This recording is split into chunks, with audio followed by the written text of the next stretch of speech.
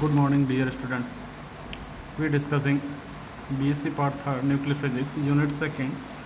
Last video में हमने चर्चा की थी न्यूक्लियर फोर्स के बारे में। उसी न्यूक्लियर फोर्स में नेक्स्ट टॉपिक है मैसन थ्योरी ऑफ न्यूक्लियर फोर्सेस, नाभिकीय बलों का मैसन सिद्धांत। मैसन एक्चुअल में है क्या?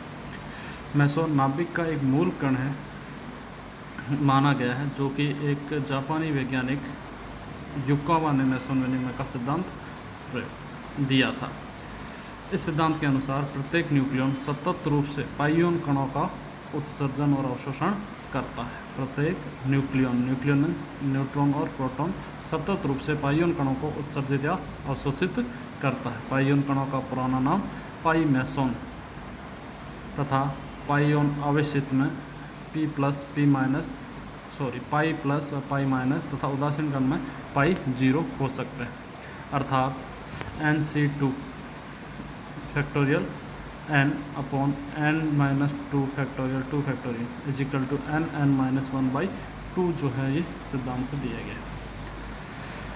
तो पाइयोन जो है वो 3 प्रकार के होते हैं। पाई प्लस यानी पाइयोन पॉजिटिव, पाइयोन नेगेटिव, पाई मैसन। इसको आगे चल करके हमने इसको मैसन पार्टिकल्स कहा। पहले पाई मियोन या पाई मैसन्स कहलाता था। Pi plus, pi minus, pi 0, जहाँ pi plus positive particle, pi minus negative particle, pi 0 उदासीन पार्टिकल। यदि एक न्यूक्लियन के पास कोई दूसरा न्यूक्लियन है, तब एक न्यूक्लियन से उत्सर्जित पाइयोन दूसरे न्यूक्लियन द्वारा अवशोषित किया जा सकता है। इस प्रक्रिया में जो संवेग स्थानांतरित होता है, उस संवेग परिवर्तन से नाभिकीय बल उत्पन्न होते हैं। पाई मैसन विनिमय को निम्न रूप से हमने समझने की कोशिश की है। फर्स्ट है, एक प्रोटॉन धन आवेशित पाइयोन पाई प्लस का उत्सर्जन करता है और न्यूट्रॉन में परिवर्तित हो जाता है। पास का कोई न्यूट्रॉन इस पाई मैसन को अवशोषित करता है और प्रोटॉन में परिवर्तित हो रहा है। इसकी हमने चैन बता रखी। फर्स्ट में है, कोई भी न्यूक्लियन है किसी भी पार्टिकल के या किसी भी न्यूक्लियस के अंदर, देन पाई प्लस n। तो इस n पार्टिकल ने जो पास में पाइयोन प्लस पार्टिकल था उसको अवशोषित किया, जो प्रोटॉन था इसने इस पार्टिकल को त्याग दिया, यानी n plus pi plus n। Then pi, जब प्रोटॉन ने एक आवेश त्याग दिया तो वो क्या बन गया? उदासीन न्यूट्रॉन प्लस पास के न्यूट्रॉन ने इस पाइयोन पार्टिकल को ग्रहण कर लिया, देन n प्लस p। इस पूरी रिएक्शन के अंदर पाई के द्वारा जो पार्टिकल उत्सर्जित हो रहा है, जिसके अवशोषित हो रहा है, यानी टोटल जो है वो क्या है? प्रोटॉन न्यूट्रॉन में कन्वर्ट हो रहा है और न्यूट्रॉन प्रोटॉन में कन्वर्ट हो रहा है।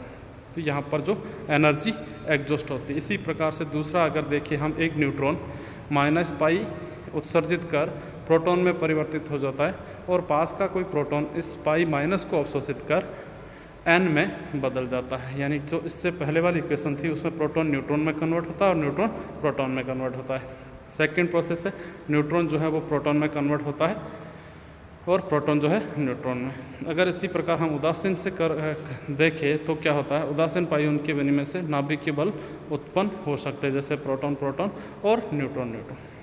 तो मैसन विनिमय सिद्धांत से अति अल्प दूरियों पर नाभिकीय बलों में उपस्थित प्रतिकर्षी बल और अन्य बड़ी दूरियों पर नाभिकीय बलों के प्रबल आकर्षण दोनों की व्याख्या की जा सकती है। इसको हम समझने के लिए हमने क्या किया, एक उदाहरण लेके चले और इसको समझाने से पहले जहाँ प्रॉब्लम आई थी वो क्या किया, हाइजेनबर्ग ने नाभिकीय बलों की व्याख्या करने के लिए इसका सुझाव दिया कि नाभिक में प्रोटॉन न्यूट्रॉन के मध्य इलेक्ट्रॉन तथा पॉजिट्रॉन का बहुत तेज़ी से विनिमय होता है। उदाहरण के लिए, एक न्यूट्रॉन इलेक्ट्रॉन को उत्सर्जित कर प्रोटॉन बन जाता है और प्रोटॉन को अवशोषित कर न्यूट्रॉन बन जाता है।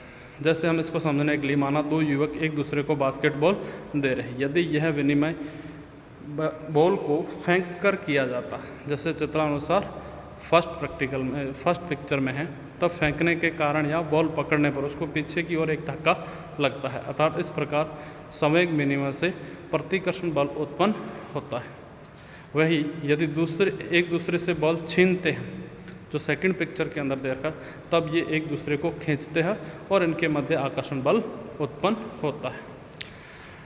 तो यहाँ पाइयोन का आकलन करने के लिए पाइयोन के द्रव्यमान के आकलन के लिए हमने हाइजेनबर्ग के अनिश्चितता सिद्धांत को देखा, delta E delta T approximately H cross.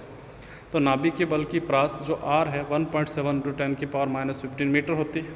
यदि एक पाइयोन प्रकाश के वेग से गति करे तब इस प्रास पर स्थित न्यूक्लियन के मध्य विनिमय में पाइयोन को लगा समय डेल्टा T = R/c। अतः पाइयोन विनिमय के कारण ऊर्जा अनिश्चितता पाइयोन की द्रव्यमान ऊर्जा के तुल्य मान में ले, अर्थात डेल्टा E = m/c²। मान लें तब हाइजेनबर्ग के अनिश्चितता सिद्धांत से delta T = h× m/c² R/c approximately = h×, then m/pi = h×/rc। Total value put करते हैं हम तो हमारे पास वैल्यू जो होती है 226 Me, यानी जहाँ Me इलेक्ट्रॉन का द्रव्यमान, अर्थात न्यूक्लियन द्वारा पाइयोन के उत्सर्जन अथवा अवशोषण के कारण न्यूक्लियनों के द्रव्यमान में कोई परिवर्तन प्रक्षिप्त नहीं होता।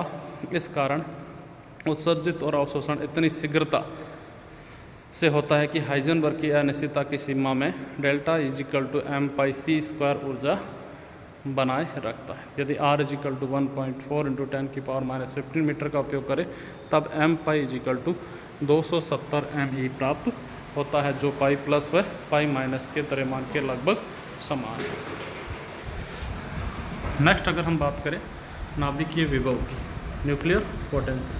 दो न्यूक्लियनों के मध्य लग रहे नाभिकीय बलों के कारण इनकी नाभिकीय स्थितिज ऊर्जा का एक प्रतीकात्मक रूप नेक्स्ट चित्र में दिया गया है। इसी प्रकार स्थितिज ऊर्जा के लिए नाभिकीय बल F = -du/dr अति लघु दूरियों पर प्रतिकर्षण और अन्य दूरियों पर आकर्षण का होता है। नाभिकीय बलों को केवल आकर्षण प्रकृति का बल मानने इससे नाभिकीय बलों के संतृप्तता के गुण को नहीं समझा जा सकता। संतृप्तता के गुण की व्याख्या के लिए नाभिकीय बलों में एक प्रतिकर्षण कोर, रिपल्सिव कोर मानी जाती है। सपोज जैसे यहाँ हमने नाभिक के सेंटर से उसकी सतह तक की स्थितिज ऊर्जा का परिवर्तन देखें तो इसके सेंटर के ऊपर U मैक्सिमम, जैसे जैसे हम सेंटर से सतह यानी कि उसकी हाफ दूरी के इक्विवेलेंट आता है नेगेटिव, देन इसकी सतह तक दूरी आते आते ये -u0। यहाँ पर ग्राफ 3 शो कर रखें A, B और C, यानी नाभिकीय विभव प्रतीकात्मक ऐसा होना चाहिए। जबकि B पॉइंट दे रखा हो U को 1 ने शो किया, जबकि नेक्स्ट C जो दे रखा वो क्या है, पोटेंशियल वेल के रूप में इसको शो कर रखा। अर्थात नाभिकीय गणनाओं में न्यूक्लियनों का समय कम हो तब गणनाओं में सुविधा के लिए प्रतिकर्षण कोर की उपेक्षा कर दी जाती है, अर्थात गोलीय सममिति वाला नाभिकीय विभव मान लिया जाता है। इसके लिए मुख्यतः 3 नाभिकीय विभवों का चयन किया गया। वर्ग कूब के लिए, स्क्वायर वेल के लिए U = -u0 जब R r और small r is capital R then 0। Yukawa potential के लिए U = -u0 एक्सपोनेंशियल -r/r/अपॉन स्मॉल r/कैपिटल R। तो यहाँ न्यूक्लियर पोटेंशियल को शो करें। Thank you. नेक्स्ट हम अगली वीडियो में देखेंगे।